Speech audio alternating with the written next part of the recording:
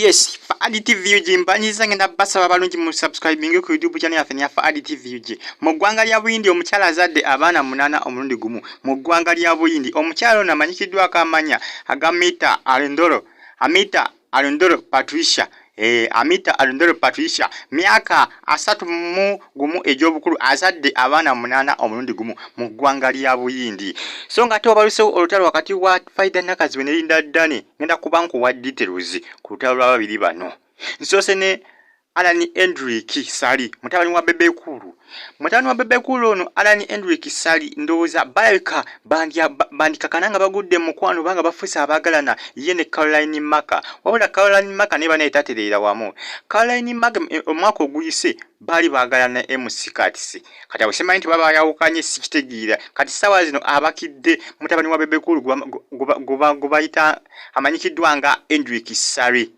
Hendrick Sali musajja mukulu ono mutabani wa Bebekulu ya mutabani wa Bebekulu omukulu. Esawa zino bapepeya nnyo ne Caroline Maka omukozi wa Bukedde TV era nga Caroline Maka aweza program gye bayita oluyimba lwo. Caroline Maka ne Alani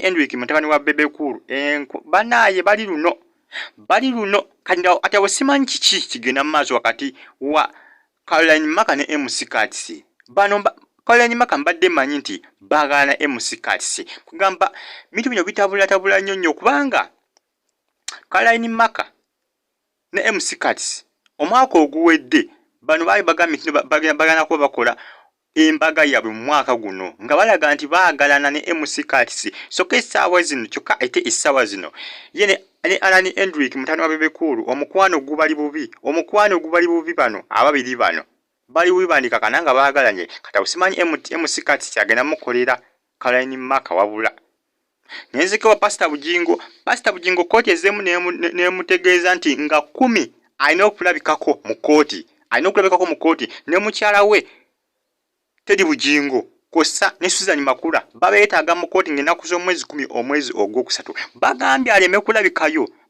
kajja mujjutuka. Kooti erabudde Pastor Bujingo ne mugamba munnaye n'otalabikako ng'ennaku z'omwezi 10 omwezi ogwokusatu kajja kujjutuka bwe bakyaki tujja jiggala.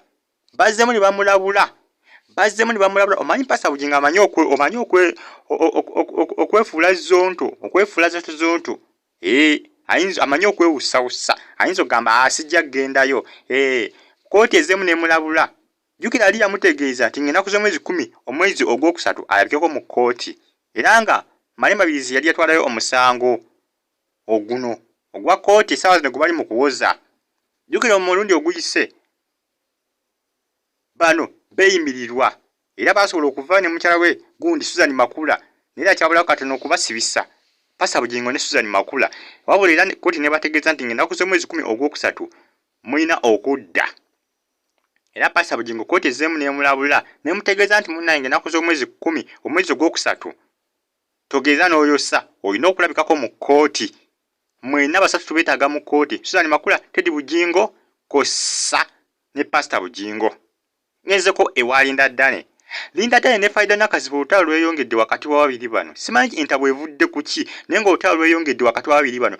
Wabula ekisinga okwewuunyisa balwanira ku Twitter, beevumira ku Twitter online, beevumira ku Twitter ku basinziza ne beerangira. Kyokka bano ababiri bakolera kampuni emu, bakolera kampuni ya Nation Media. Ate simanyi olutalo lwavudde ku ki. Abaana batandise obisalambu ate olutalo luyinza okuba lwa Brunoke nga balwanira Brunoke. Kati ate awo simanyi Lynda Dane ati yazze ate atogenda kwatagana ne Brunoke. Kugamba kitabula Lynda Dane bambi kyana kiwala kino kinyirira kyana kiwala kibalagavu nnyo kikozi kya NTV kikozi kya NTV Uganda kosa ne Faridah Nakazibwe era naye mukyala mukulu Faridah Nakazibwe naye nalungi wa NTV kugamba NTV ebyana beena binana binyirira bano wawalise olutalo lw'ababiri bano beevumira ku Twitter abaana ku Facebook batandise obisala nti ya Brunoke yaleese obuzibu yatedde ababiri bano okulabika nga bayombagana. Brunoke akyuseemu, Brunoke asusse okwawulamu banne nga bamulwanira.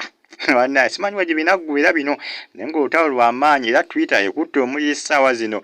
Twitter ekutte omuliro wakati wa babiri bano Lynda Dane ne Faridah Nakazibwe. Bakozi ba Nation Media bonna. Faridah Nakazibwe asoma mawulire.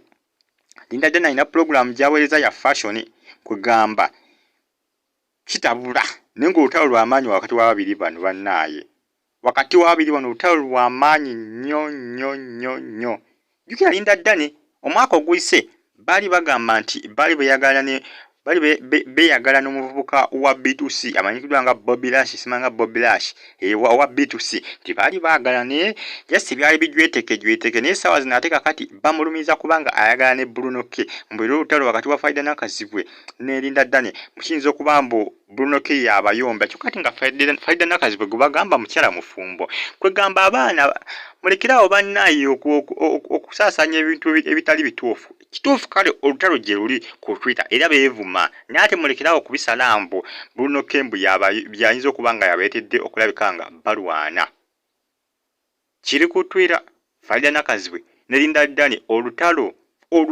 lw'amaanyi wakati wa babiri bano kwevuma kwokka batandise obisala mbu balwanira musajja Fadi TV UG ngenda kusaba subscribing omulungi gwena agigoberera subscribe stay on YouTube platform